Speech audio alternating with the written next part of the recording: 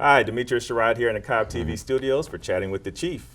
WBKO's Demetrius Sherrod was there to see just what these teens gave up to help out others in need. Thanks, Kara. It's quite unusual that growing teenagers will give up food, but that's exactly what these teens did, and they couldn't be any happier. Top story at 10. Thanks, Tina. It was anything but a normal day in downtown Bowling Green after a group of protesters gathered as the Mexican consulate arrived in town.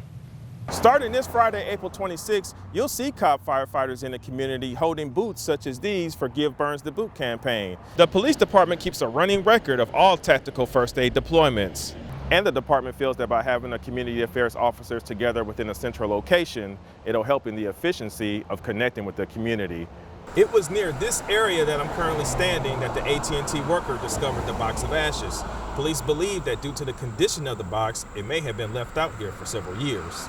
As 18-year-old Bailey Britton and her mom go through a box of items from Bailey's childhood, they remember a day that forever changed their lives. My parents were looking away for like a minute, and I went to go play in what I thought was dirt, but it was really smoldering ashes. And I fell in with my right hand in the ashes and my left hand in the grass, and my legs were burned pretty much completely. My toes had 4th degree burns and the rest of me had 3rd. At just 20 months old, Bailey was severely burned, and at the time, doctors weren't sure of the extent of her injuries. When we got there, the doctor came out and said that they had been debriding her, and which basically means taking all of the dead skin off of her legs and hand, and that they were going to take her back into surgery. And that's when we heard the scariest thing yet. The doctor told us he didn't know if she'd come out with her legs or not because they didn't know how deep the burns were. Doctors were able to save Bailey's legs, but had to amputate the tips of her toes. Then began the long road to recovery. Over the next 16 years, she had 15 surgeries, skin grafting surgeries.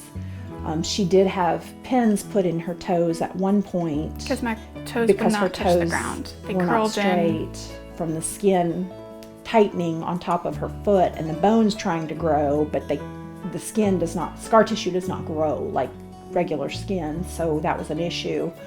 But she actually ended up with MRSA from an infection in her toe, which is a antibiotic resistant staph infection. And so she had to be on IV antibiotics, and they had to take her in and do an emergency removal of the pin that was in her toe. But there was a bright spot along the way after a doctor suggested that Bailey attend a burn camp. Camp is pretty much a family kind of thing. The people there are just a family. You go, and everyone who attends is either a burn survivor or a relative of a burn survivor. And you spend a week just getting to know each other and sharing your story and just being around people who you feel like yourself around. Bailey's mother believes burn camp has been a great experience for her daughter. It's the one thing she looks forward to every year.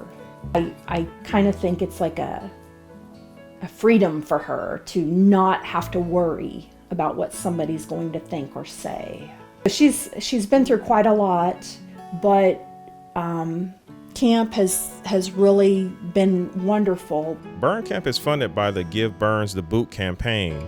Cobb Fire has participated in the event 27 times since 1990, collectively raising well over $1 million. The boot drive is where people come and donate money into a firefighter's boot, and what happens is the money is donated to the Georgia Firefighter Burn Foundation, and that money can help with camp and other programs.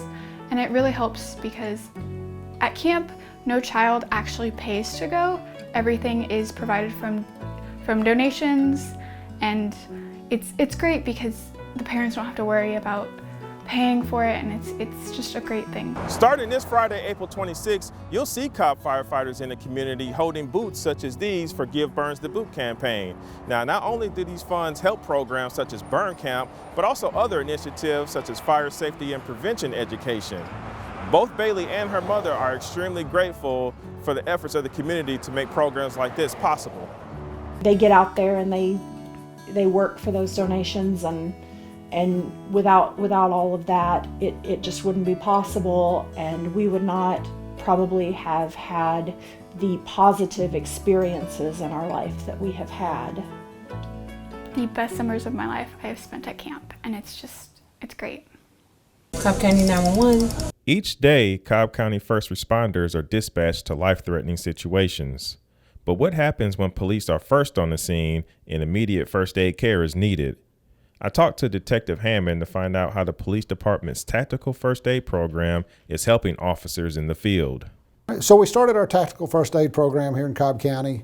In 2012, Josh Taylor, who's with Cobb County Fire Department, and I got together, and we built a program that could be taught to police officers in about a 3 or 4 hour block of time. From there, Hammond says the program continued to grow. Our first classes were in 2013. We started with sergeant's annual training. We had 2 officer classes that year, and we were able to equip and train about 1/4 of the police department that first year. Starting in 2014, we moved forward with it. We added it to police mandate training, so all of our police recruits are getting that, and we rolled it out department-wide. So every officer at that point was receiving the training for tactical first aid. In just 7 years, the program has gone from development phase to being a part of the curriculum for all police recruits. Today, all of our police recruits receive CPR. They receive also the emergency medical responder training, or first responders it's commonly called, the tactical first aid class, which is now an 8-hour class instead of the 3 to 4 hour class we initially did, and they also receive rescue task force training for active shooter. So far for 2019, we're at an 89% save rate. So we just had our most recent deployment yesterday. Was a person that was shot, and an officer up in Zone 1 applied a tourniquet to the victim and stopped the bleeding, and they went to the hospital conscious and alert and in a stable condition. So certainly a save there. The police department keeps a running record of all tactical first aid deployments.